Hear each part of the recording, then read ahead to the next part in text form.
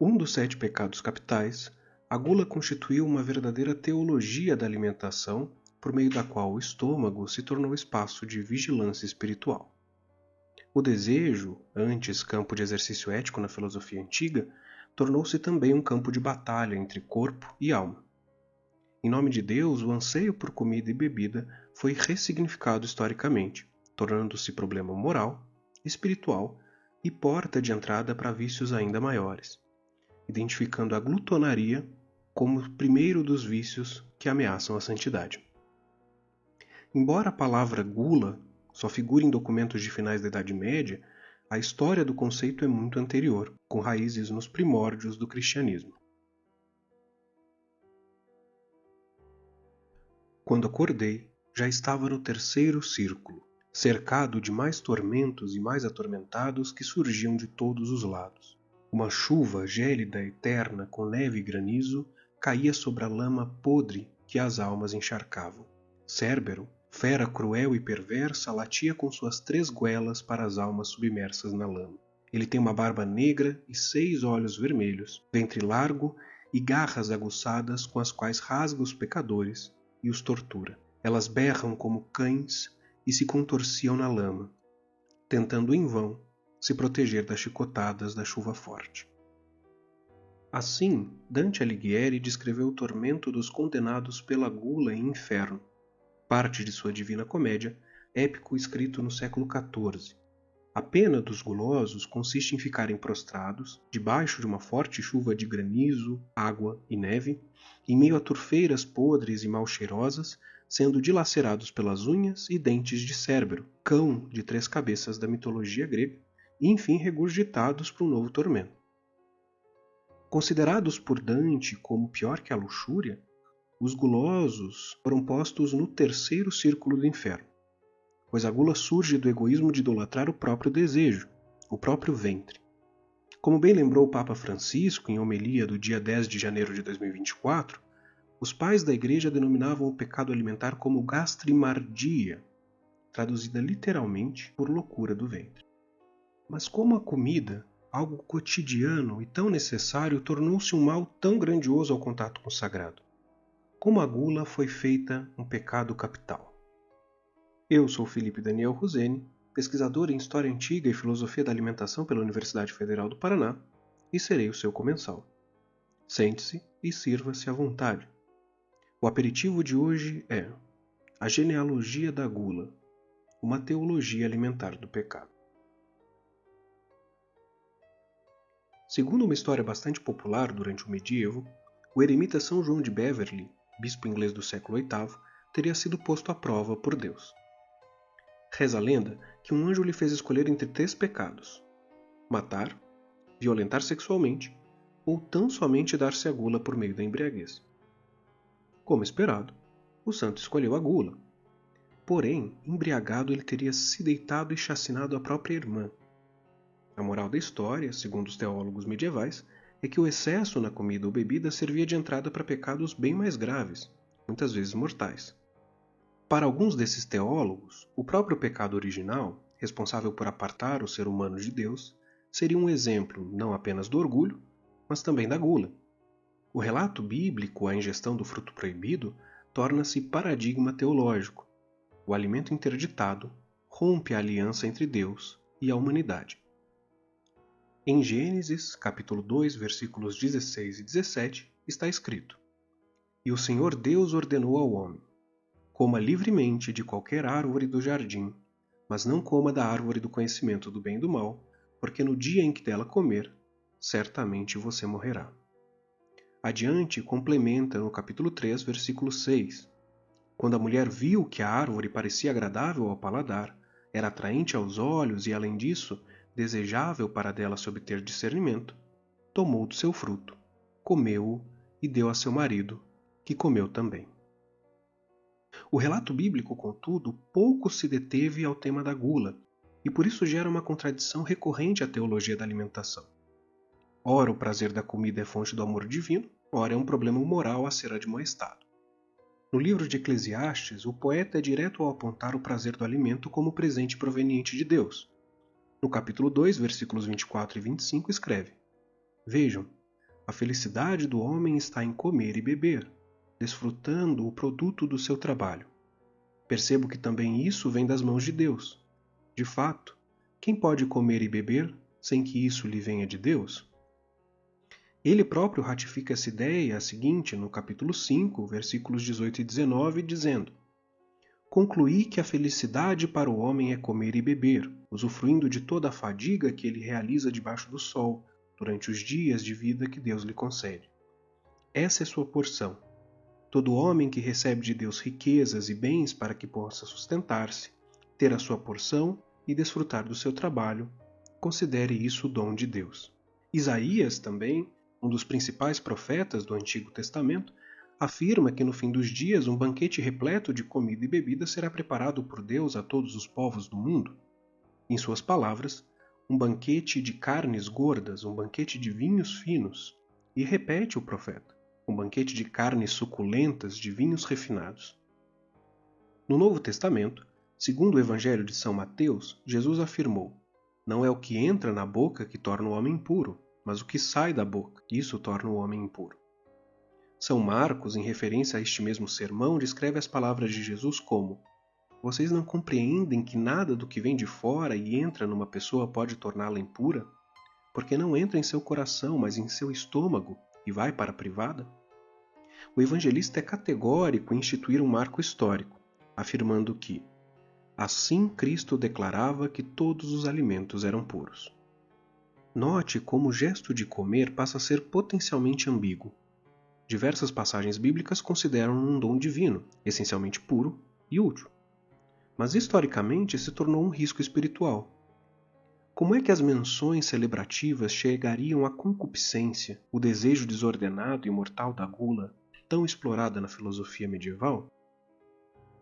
Na antiguidade greco-romana, apartada conceitualmente das noções culturais de pecado ou da culpa judaico-cristã, a moral do alimento era pensada em termos de temperança e excesso. Para Platão, o excesso alimentar era sintoma de uma alma desordenada, na qual os desejos dominavam a razão. Em A República, o filósofo defendeu que, quando um homem se entrega a uma vida de excessos na comida, na bebida e nos prazeres do corpo, ele enfraquece não apenas o corpo, mas a alma, tornando-se incapaz tanto para a guerra quanto para a filosofia. Se os prazeres do corpo são lidos pelo platonismo como cárcere para os dons eternos, a ingestão de alimento e bebida deveriam ser controladas para a salvaguarda da alma. Como a satisfação alimentar afasta o corpo das características ideais da alma, consequentemente, afasta o ser humano da plena felicidade. Aristóteles, por seu turno, entende o excesso alimentar como um vício moral do indivíduo, relacionado à falta de moderação e caracterizado pelo desregramento dos desejos. Para ele, o ideal seria a busca pela justa medida, isso é, comer de forma a construir uma virtude consciente da necessidade do prazer e da temperança. Na perspectiva aristotélica, os prazeres, inclusive alimentares, eram necessários à felicidade. Embora apartados do pensamento cristão, esses filósofos antigos foram profundamente relevantes no medievo, servindo de repertório discursivo à teologia da gula. Santo Agostinho de Hipona teve suas reflexões fortemente influenciadas por Platão, enquanto São Tomás de Aquino adotou Aristóteles para pensar os vícios e as virtudes. Agostinho, bispo de Hipona nos séculos IV e V, entendia a gula como obstáculo para o reencontro com o divino e para a felicidade da alma. Assim como os demais pecados, ela deveria ser combatida. Logo, a resposta para a gula passa a ser o jejum, buscando saciar a fome apenas o suficiente para a sobrevivência. Para Santo Agostinho, a felicidade não é uma experiência sensorial. Portanto, é imperativo mortificar o corpo para o engrandecimento da alma, um caminho essencial para alcançar a santidade em Cristo. Em suas Confissões, o filósofo escreveu que não há prazer algum em beber ou comer, sem que haja antes o estímulo da sede ou da fome. E também que a razão do beber e do comer é a conservação da saúde. Mas um prazer insidioso acompanha como lacaio essas funções e sempre tenta tomar a dianteira, de modo que faço pelo prazer o que digo fazer por minha saúde. Para Santo Agostinho, o ser humano busca o prazer de transgredir, algo inscrito no pecado da gula. Assim, ele narra histórias de sua infância, quando cometia furtos na despensa e na mesa de seus pais, ora impelido pela gula, ora para ter de dar aos meninos para brincar com eles. Também conta como roubava peras do pomar de seu vizinho, não por fome ou necessidade, mas tão somente pelo capricho de fazê-lo. O filósofo conclui que quem controla suas vontades controla o mundo, ao menos o seu próprio mundo. Nesse sentido, São João Crisóstomo, bispo de Constantinopla no século IV, defendeu que a intemperança do ventre foi responsável pela expulsão do homem do paraíso, causou o dilúvio nos tempos de Noé e levou à destruição de Sodoma. Para ele, a gula seria o máximo dos vícios humanos, ao menos depois dos pecados contra Deus, pois é motor dos demais, dando vazão ao anseio de transgredir enunciado por Agostinho. Um de seus continuadores, São João Cassiano, entendeu a gula como o pecado ligado à regra monástica, identificando-o como o primeiro dos vícios que ameaçam aos monges. Para ele, a luta espiritual dos religiosos começa com o estômago. De modo que a disciplina alimentar, por meio de jejum, frugalidade e vigilância, tornam-se ferramentas de purificação. Contudo, uma tradição iniciada pelo Papa São Gregório Magno no século VI entendia os vícios carnais, entre eles se conta a gula, como os de menor culpa. Sua análise é de que no Éden, no dilúvio ou em Sodoma, a pena não foi dada pela gula em si, mas pelos pecados mais gravosos consequentes à gula.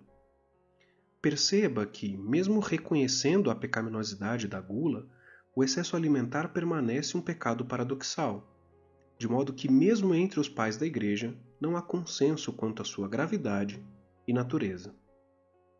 Ainda assim, influenciado pela lógica ascética monástica, Gregório oficializou a lista dos 7 pecados capitais durante seu papado, incluindo a gula. Em seus escritos, ele descreveu as 5 maneiras pelas quais se pode cometer o tal pecado. Primeiro, pelo momento. Comer fora de hora ou fazer lanches entre as refeições. Segundo, pela qualidade. Exigir iguarias ou escolhendo alimentos pelo grau de prazer. Terceiro, pelos estimulantes. Adulterar os alimentos com molhos e temperos muito requintados. Quarto, pela quantidade. Exceder o necessário para a saúde do corpo. Quinto e último, pela avidez. Conservar desejo intenso pelo alimento, mesmo quando se come a quantidade adequada, a comida adequada e no tempo adequado. Para São Gregório, esta última forma de se dar a gula é a pior dentre todas, pois decorre essencialmente pelo apego ao prazer. A mudança do pensamento agostiniano para o tomista foi um marco de ruptura na teologia da gula. Assim, a busca por uma virtude alimentar cristã se aproxima conceitualmente à justa medida aristotélica, evocada fielmente por São Tomás. O ideal deixa de ser a privação ascética, a negação do corpo em detrimento da alma, defendida por Agostinho. São Tomás de Aquino, frade dominicano do século XIII, não nega a lista do Papa Gregório com 5 maneiras de se incorrer na gula, mas amplia profundamente a discussão sobre tal pecado na questão 148 de sua Suma Teológica. Seu argumento começa refletindo se a gula pode ou não ser pecado, devido ao seu caráter singular. São Tomás rememora que quase toda falha espiritual tem por origem um primeiro motor que é, ele próprio, pecaminoso. Algo que não ocorre com a gula. Do contrário, teríamos de considerar a fome e a sede como pecados.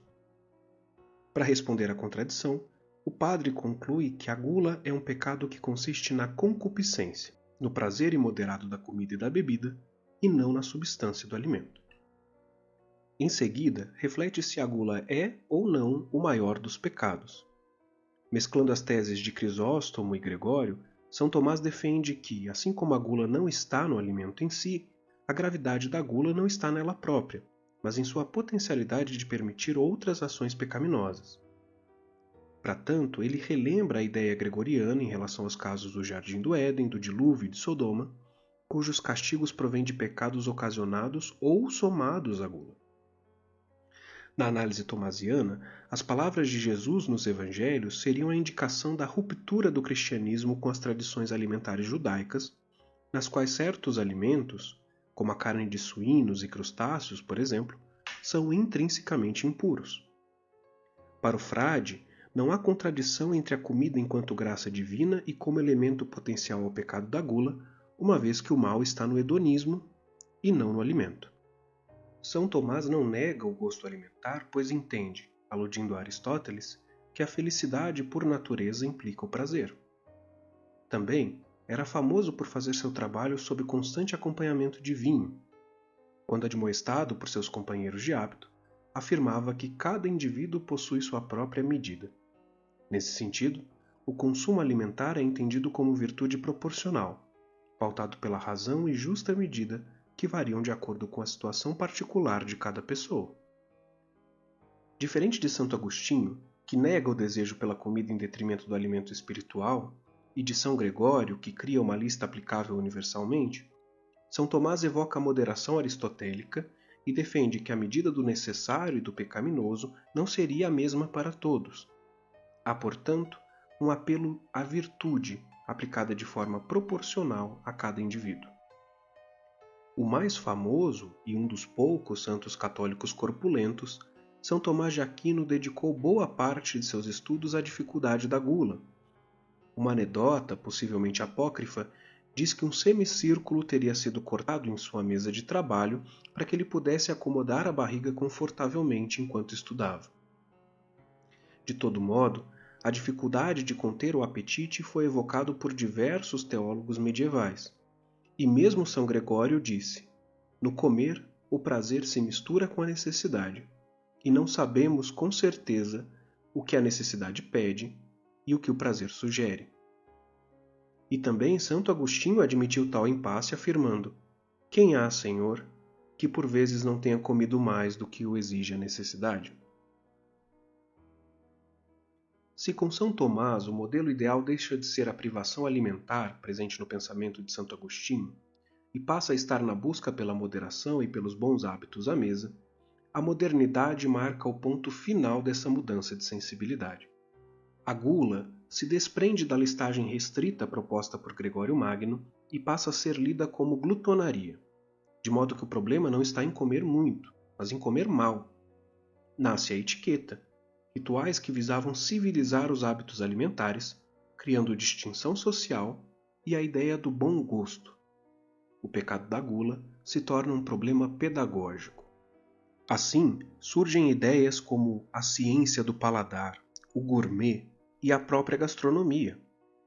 A modernidade reformula o lugar da alimentação, profissionaliza a cozinha e cria uma hierarquia cultural dos gostos, diferenciando a gula da boa mesa. A etiqueta, os restaurantes, os cozinheiros, os guias gastronômicos, a confeitaria, os livros de receita e a dietética modificam a relação do ser humano com os pecados da carne. A obra de Brillat-Savarin, A Fisiologia do Gosto, de 1825, tornou-se um marco fundamental dessa alternância. Apesar de a gula não ser mais uma preocupação tão central como era para os ascetas medievais, a relação da sociedade contemporânea com os prazeres gastronômicos ainda é marcada por um intenso conflito. Trocamos a lógica religiosa pelo discurso científico. O combate ao pecado da gula, por temor do inferno, dá lugar à dieta em nome da saúde ou da magreza. O controle dos desejos corporais, inclusive alimentares, integra dispositivos mais amplos de poder, como estudou o filósofo francês Michel Foucault. Normas dietéticas, moralizações do corpo, discursos sobre saúde e excesso continuam estruturando nossa sociedade. O que mudou foi o vocabulário. Onde antes havia pecado, hoje há patologia. Onde antes havia salvação, hoje há performance e produtividade. Mas a consciência de que o desejo precisa ser governado permanece. Aliás, essa é uma temática antiga. Muito antes da teologia medieval sistematizar a gula como pecado, a mitologia grega já narrava a tragédia do desejo insaciável. O rei Tântalo, por exemplo, foi condenado a permanecer eternamente diante de água que não conseguia beber e de frutos que não conseguia tocar. Sua punição não era apenas a ausência de alimento, mas a impossibilidade de satisfazer o desejo. A fome e a sede tornam-se tormentos eternos. Talvez ali já estivesse inscrita, em linguagem mítica, a intuição que atravessa séculos, a de que o desejo sem medida é sofrimento. Mas este é um assunto para o próximo episódio. Chegamos ao fim.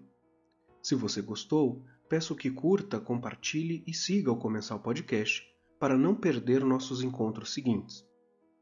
Fico também à disposição para dúvidas ou sugestões.